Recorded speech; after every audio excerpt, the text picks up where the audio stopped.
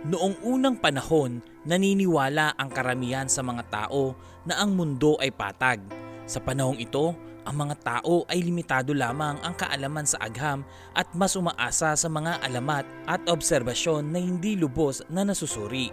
Ang ideya ng flat earth ay naging popular sa maraming sibilisasyon, kabilang ang mga sinaunang Greek at ang ilang lipunan sa Asya.